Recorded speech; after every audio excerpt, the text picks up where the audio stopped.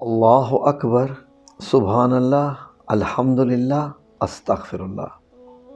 بسم اللہ الرحمن الرحیم۔ الصلاۃ والسلام علیک یا رسول اللہ صلی اللہ علیہ وآلہ وسلم۔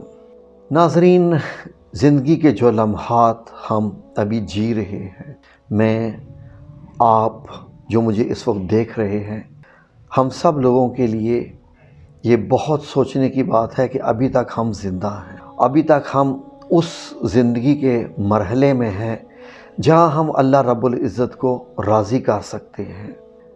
ایک وہ بھی لمحہ آ جاتا ہے جب ہم سے یہ اختیار چھین لیا جاتا ہے اللہ رب العزت کو راضی کرنے کا۔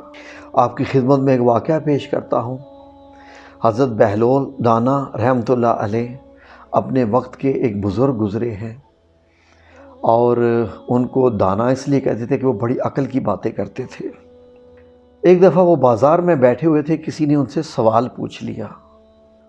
وہ بازار میں بیٹھے ہوئے تھے اور سوال یہ پوچھا گیا کہ بہلول، یہاں بیٹھ کے کیا کر رہے ہو؟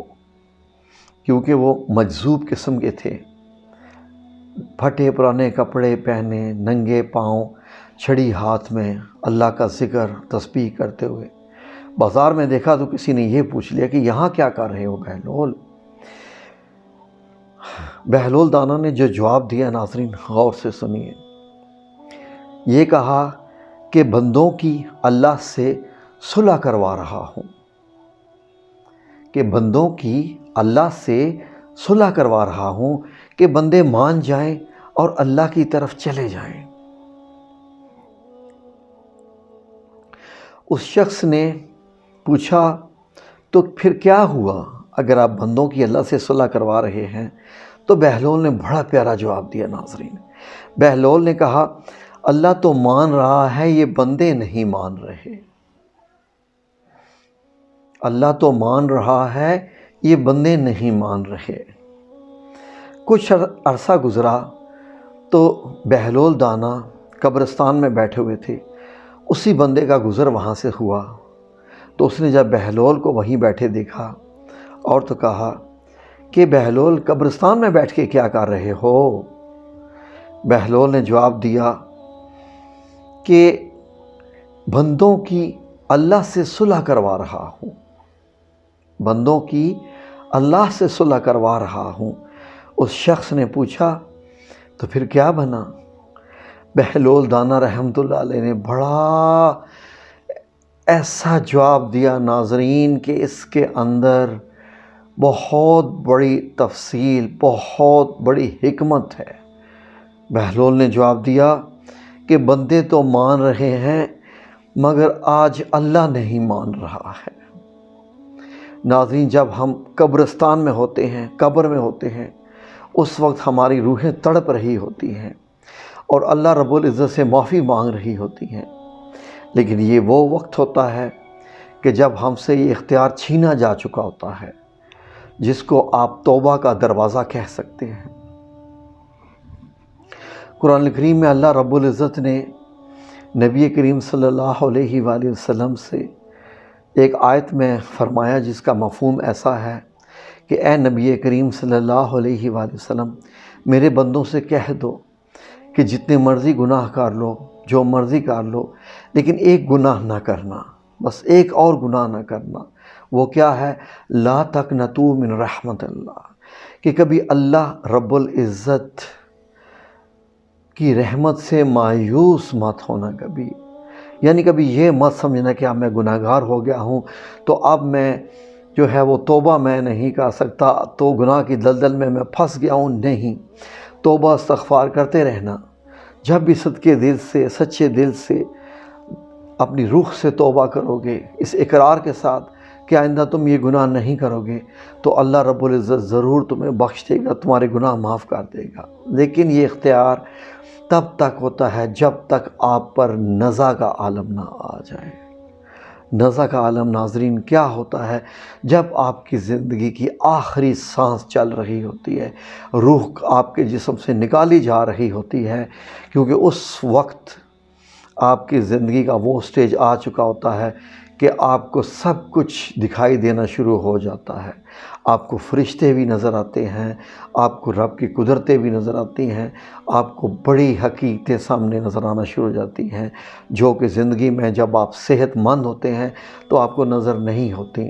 اس سے پہلے توبہ کر لیجئے، کیونکہ ابھی میرے پاس، آپ کے پاس، ہم سب کے پاس، خواہ کسی کی عمر 10 سال ہے، 15، 20، 25، 30، 50، 55، 60، 65، 70، 75، 80، 85، آپ چل پھر رہے ہیں، آپ کے پاس یہ وقت ہے، کر لیجئے توبہ۔ اللہ رب العزت بڑا غفور الرحیم ہے، اس نے بڑے کھلے لفظوں میں کہہ دیا کہ مجھ سے توبہ کرو، میں توبہ قبول کرتا ہوں۔ دنیا میں جانے سے پہلے توبہ قبول جو ہے اپنی توبہ قبول کروا لیجئے، اور اللہ توبہ قبول کرتا ہے انشاءاللہ، یہ ذہن میں رکھ لیجئے۔ اللہ نہیں چاہتا کہ وہ آپ کو دوزخ میں ڈالے، وہ تو 70 ماؤں سے زیادہ محبت کرنے والا ہے، لیکن اس نے کہا ہے کہ یہ تو انسان ہے جو اپنی جان پر ظلم کرتا ہے، ہم کسی کی جان پہ ظلم نہیں کرتے۔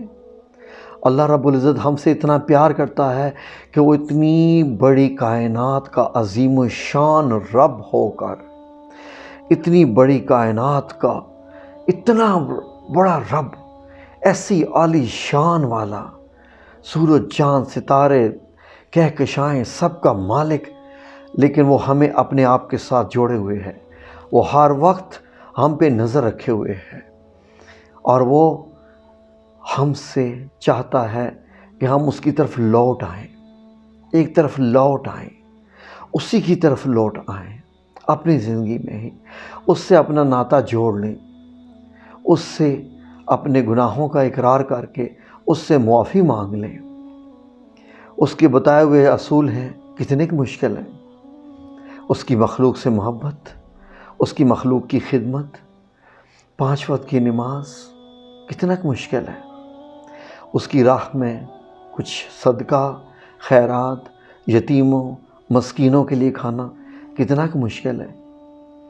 ناظرین، کیا آج تک کوئی بادشاہ زندہ رہا ہے؟ کوئی آج تک پہلوان، طاقتور انسان، خواہ وہ فرعون تھا، سکندر اعظم تھا یا اور، جب انبیاء اکرام اس دنیا سے چلے گئے، جب رسول اللہ صلی اللہ علیہ وآلہ وسلم جیسی عظیم ہستی دنیا سے پردہ فرما گئی، میں اور آپ کیا چیزیں ناظرین؟ ہماری کوئی اوقات نہیں ہے، ہم ٹھہرنے والے نہیں ہیں۔ 100 200 300 400 ہماری پلاننگ نے، کبھی آپ نے سوچا کتنی پلاننگ ہم رکھ کے آتے ہیں دنیا میں، ہزاروں سالوں کی۔ میں نے ناظرین موت کو اتنے قریب سے دیکھا، ایسے قریب سے دیکھا کہ میں 23 سال پردیس میں رہا، اور یقین کیجئے کہ میں کارڈز بنا کے اپنی جیب میں رکھتا تھا کہ ابھی چلتے چلتے مجھے موت آ گئی تو جب یہ مجھے پکڑیں تو میرے جو ہے اگین ہو کہ ویلٹ چوری ہو جائے، ویلٹ میں جو پیپرز ہوتے ہیں، گورنمنٹل پیپرز ہوتے ہیں، تو یہ کچھ ایسا کارڈ ہے جو میرے سے کوئی چوری نہ کرے۔ اس کارڈ پہ میں نے لکھا ہوتا تھا کہ میرا نام، میرا ملک، میرے بھائی اسی ملک میں رہتے ہیں، ان کا یہ، میرے کفیل کا یہ موبائل نمبر، پاکستان میں میرے گھر کا یہ موبائل نمبر، کانٹیکٹ نمبر۔ انسان موت کو جب اتنی قریب سے ہمیشہ دیکھے، یقین کیجئے کہ وہ برائی کی طرف بہت کم جاتا ہے۔ جو مرتے ہیں وہ بھی یہی سوچتے تھے کہ 1000 سال تک جئیں گے۔ وہ آپ کے ساتھ اٹھتے بیٹھتے ہیں جو مرتے ہیں، کتنے لوگ جو آپ کے ساتھ اٹھتے بیٹھتے پھرتے تھے، اور وہ جب چلے گئے، وہ چلے گئے تو ہم نے بھی چلے جانا ہے۔ ایسے کیسے ہو سکتا ہے کہ ہم نے نہیں جانا؟ موت کو ہمیشہ اپنے سامنے، اپنے قریب رکھیے، سمجھیے، تاکہ ہمیں کچھ اپنے اعمال درست کرنے میں موقع مل سکے۔ بس جتنا ہم موت کو بھلا دیتے ہیں اتنا ہی ہم دنیا میں کھوتے جاتے ہیں، اور ایسا کھو جاتے ہیں کہ اپنا آپ، اپنے دنیا میں آنے کا مقصد، حتیٰ کہ اپنے رب ذوالجلال والاکرام جو غفور الرحیم ہے اس کو بھی بھلا دیتے ہیں۔ اور اللہ رب العزت فرما دیتا ہے کہ یا ایھا الانسان ما غرک ربک الکریم، مغرک بربک الکریم الذی خلق فسواک فعدلک۔ اے انسان، تجھے رب کریم، اتنی کرم کرنے والے رب سے کس چیز نے غفلت میں ڈال رکھا ہے؟ جزاکم اللہ خیر۔ اللہ آپ سب لوگوں کو اپنی حفظ و امان میں رکھے، آمین یا رب العالمین برحمتک یا ارحم الراحمین۔